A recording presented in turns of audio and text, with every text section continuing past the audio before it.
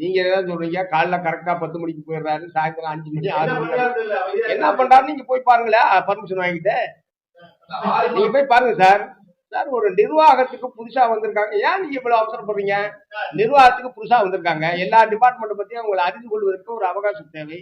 அந்த முறையில் தினமும் சின்சியரா ஒரு ஆபீஸுக்கு போறாருன்றது நல்ல விஷயம் தானே. ஏன் எல்லாமே நெகட்டிவா பாக்குறீங்க? நான் கேட்கறது எதுக்கு எல்லாத்தையும் நெகட்டிவாக பாக்குறீங்க? அவர் அப்படிதான் கேக்குறாரு. அவர் அப்படி கேக்குறாரு.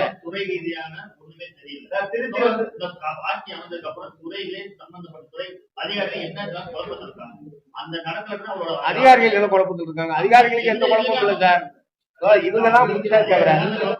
ஏங்க, ஆட்சிக்கு வந்திருக்கிற இவர்கள் தான் புதிதே தவிர ஆட்சியாளர்கள் நிர்வாக அதிகாரிகள் யாரும் புதுசு கிடையாது. அவங்களுக்கு அதுதான் வேலை. யாரு ஆட்சி எந்த கட்சி வந்தாலும் வரலனாலும் அவங்க அந்த நிர்வாகத்தை பார்த்துக்கிட்டு இருப்பாங்க. அதனால அவங்களுக்கு எந்த குழப்பமும் கிடையாது.